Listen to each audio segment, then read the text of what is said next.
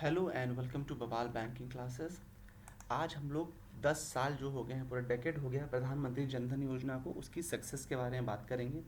ये पूरा जो आर्टिकल है ये 28 अगस्त 2024 के कॉन्टेक्स्ट में है, ये ध्यान रखिएगा, क्योंकि इसमें हम डेटा पे डिस्कस करेंगे, इसलिए डेट इंपॉर्टेंट है कि किस डेट के कॉन्टेक्स्ट में हम ले रहे हैं। तो जो प्रधानमंत्री जन धन योजना है, इसका पूरा 10 साल हो गए हैं, जो कि प्रधानमंत्री श्री नरेंद्र मोदी जी ने लॉन्च किया था अगस्त 2014 में। किसके अंतर्गत? National mission for financial inclusion NMFI के अंदर। इसका मेन फोकस क्या था? Banking the unbanked, securing the unsecured and funding the unfunded. Before moving further, I request you please understand this video is for educational purposes only, and also I request you to subscribe to our YouTube channel. जुलाई 19 2024 के हिसाब से इसके कुछ statistics दिए हुए हैं। Total account जो हैं वो कितने ओपन हुए हैं? 52.81 करोड़, मतलब 52.81 करोड़। उसमें टोटल डिपॉजिट कितना है? 2,30,792 करोड़। इसको ऐसे याद कर लीजिए कि सपोज करिए 52.81 लगभग 53 मान लें, लगभग 53 लोगों ने 2,30,000 रुपये जमा कर रखे हैं, तो एक आदमी के ऊपर कितना आया? करीब करीब 4,500 के आसपास लगभग आएगा ये। तो ये आपके लिए याद करने के लिए एग्जाम पॉइंट ऑफ व्यू से। इन सारे अकाउंट्स में वुमेन पार्टिसिपेशन कितना है? 55.6%। 29.37 करोड़ समझ लीजिए, या 55.6 जो आपको ईजी पड़े। रूरल और सेमी अर्बन एरियाज़ में टोटल 66.6% अकाउंट खुले हैं, यानी कि 35.15 करोड़ अकाउंट 52 में से 35.15 कहाँ खुले? रूरल और सेमी अर्बन में।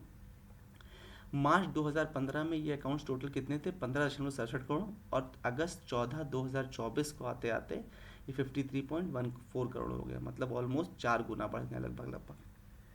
रुपए कार्ड जो इशू हुए टोटल कितने? 36 करोड़ रुपये जो है वो रुपए कार्ड डिस्ट्रीब्यूट हो चुके हैं।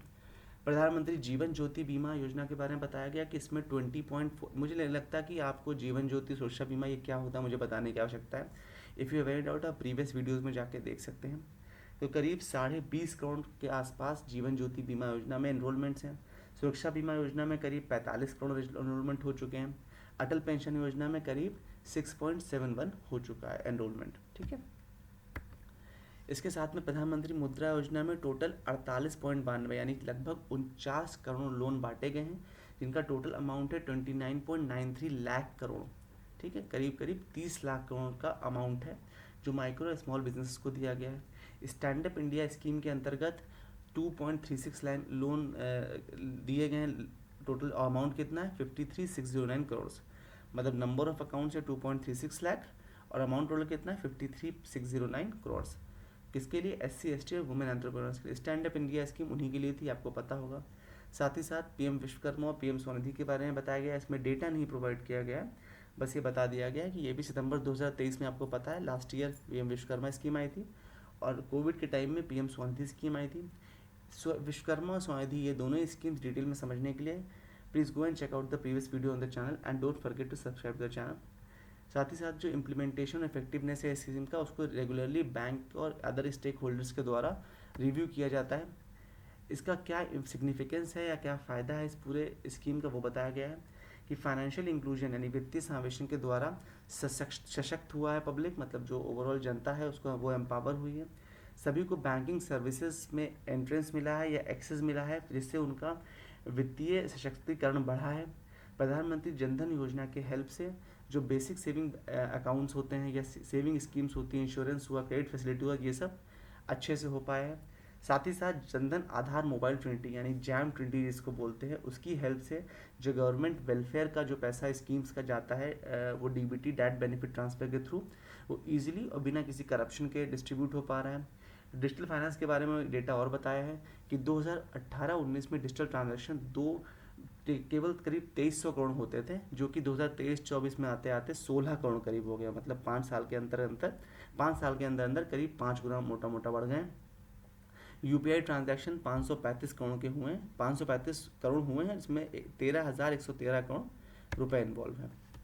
जो फ्री बैंकिंग सर्विसेज हैं वो इनका एम ये किया गया है, जो इनिशिएटिव था कि वन बेसिक बैंक अकाउंट पर अनबैंक्ड एडल्ट, मतलब जिस घर में कोई भी अगर एडल्ट है उसके पास अकाउंट नहीं, तो उसको एटलीस्ट एक बेसिक बैंक अकाउंट दिया जाएगा, जिसमें कोई बैलेंस रिक्वायरमेंट नहीं होगी, कोई मेंटेनेंस चार्जेस नहीं होंगे, और उसमें एक फ्री रुपए डेबिट कार्ड दिया जाएगा। एक्सीडेंट इंश्योरेंस कवरेज 2 लाख रुपए तक का होगा।